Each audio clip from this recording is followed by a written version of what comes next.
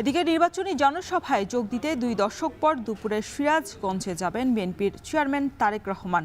জনসভা সফল করতে সিরাজগঞ্জের বিভিন্ন নির্বাচনী এলাকা থেকে যোগ দিতে শুরু করেছে নেতাকর্মীরা। সেখানকার সবশেষ পরিস্থিতি জানাতে জেলার বিসিক পার্ক থেকে আমাদের সাথে এই মুহূর্তে যুক্ত হয়েছেন সহকর্মী জাওয়াত মাহমুদ।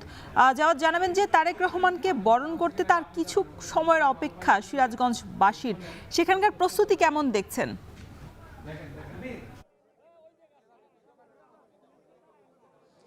রসন, ধন্যবাদ। আপনি যেমনটি বলছিলেন যে সিরাজগঞ্জের বিভিন্ন সংসদীয় এলাকা থেকে নেতাকর্মীরা ধীরে ধীরে আসতে শুরু করেছেন। যদিও তারেক রহমান এই মুহূর্তে বগুড়া রয়েছেন, সেখানে স্থানীয় নেতাকর্মীদের সাথে মতবিনিময় করছেন, সেটি আমাদের সহকর্মী জানাচ্ছিলেন। কিন্তু আমরা এই যে বিসিক শিল্প পার্ক এলাকায় যেটা দেখছি, যেহেতু এই সিরাজগঞ্জ জেলায় 9টি উপজেলা রয়েছে এবং এখানে 6টি সংসদীয় আসন রয়েছে।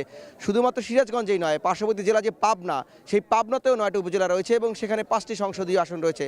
অর্থাৎ 6 এবং 5 এই 11টি সংসদীয় এলাকার নেতাকর্মীরা এখানে আসবেন এবং এই যে মঞ্চটি দেখতে পাচ্ছেন, সেখানে এই 11 জন যারা বিএনপি মনোনীত প্রার্থী, তাদেরকে তারেক রহমান পরিচয় করিয়ে দেবেন এবং তাদের পক্ষে ভোট চাইবেন।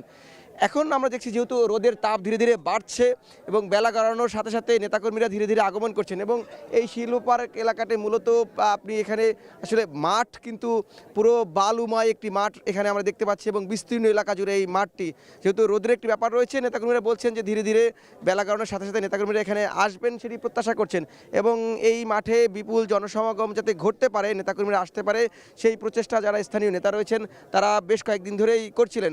এবং যেহেতু এটি একটি চরাঞ্চল, আপনি জানেন যে যমুনার পাড়ের এই জেলায় প্রায় 5টি উপজেলায় চর কেন্দ্রিক, সেই জায়গা থেকে চরের মানুষের ভাগ্য উন্নয়নে কী ধরনের বার্তা বিএনপি যদি সরকার গঠন করতে পারে সেটি তারেক রহমান দিবে, সেই আশার আলো নিয়ে মূলত তারা এখানে এসেছে নেতাকর্মীরা। এবং আগামী দিনের রাজনীতিতে বা আগামী দিনে বিএনপি দল হিসেবে কিভাবে এই এলাকায় কাজ করবে এবং সামনে ফেব্রুয়ারিতে যেহেতু ত্রয়োদশ জাতীয় সংসদ নির্বাচন, সেই ক্ষেত্রে একটি হাড্ডাহাড্ডি লড়াইয়ের আভাস পাওয়া যাচ্ছে বিভিন্ন সমীক্ষায়।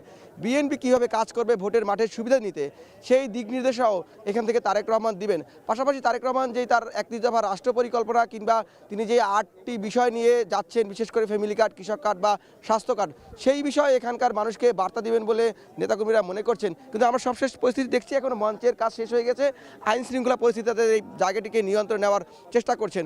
পরবর্তীতে আমরা আরও বিস্তারিত জানিয়ে দেব তারেক রহমানের এই যে সিরাজগঞ্জের জনসভায় তার সবশেষ।